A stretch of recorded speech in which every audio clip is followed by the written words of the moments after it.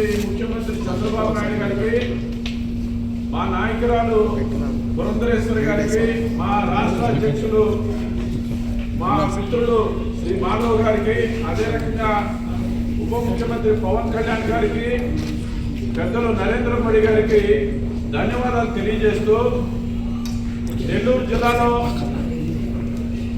అనేక మంది పెద్దలు ఆర్టీసీ చైర్మన్ గా పనిచేశారు. అదే రకంగా ఇవాళ మనకున్నటువంటి కొనకొండ నారాయణ చైర్మన్ గారు కానీ, ఎండి ద్వారకా తిరుమలరావు గారు కానీ, నాతో పాటు ఉన్నటువంటి నలుగురు జోనల్ చైర్మన్స్ కానీ, వాళ్ళ యొక్క అందరి సహకారంతో, మా ఎగ్జిక్యూటివ్ డైరెక్టర్స్ యొక్క సహకారంతో ఈ యొక్క సంవత్సరం పాటు అందరి సలహాలు తీసుకుంటూ అందరినీ కలుపుకొని ఆర్టీసీలో అనేక వేల కుటుంబాలు, సుమారుగా 45,000 కుటుంబాలు రాష్ట్రంలో పనిచేస్తున్నాయి. ఆంధ్రప్రదేశ్ రాష్ట్ర విభజనకు ముందు ఏషియాలోనే నంబర్ 1 సంస్థ.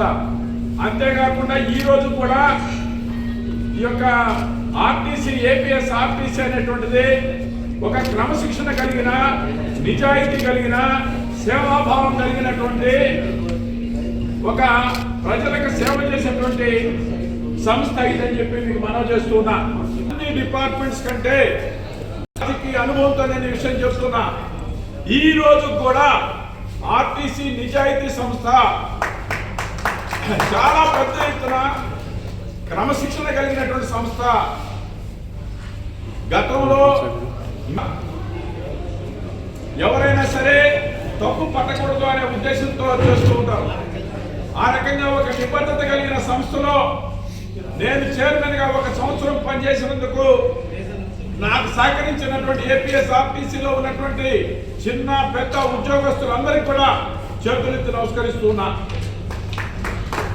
సోదరులారా, నేను బాధ్యత తీసుకునే నాటికి నెల్లూరు మెయిన్ బస్ స్టాండ్ లో 30-40 సంవత్సరాల క్రితం కూడా పెయింటింగ్స్ లేవు. ఒక రకంగా కళావిహీనంగా ఉన్నటువంటి పరిస్థితుల్లో అట్టడుగునున్నటువంటి అనేక రకాల సమస్యల్ని పెయింటింగ్స్ తో పాటు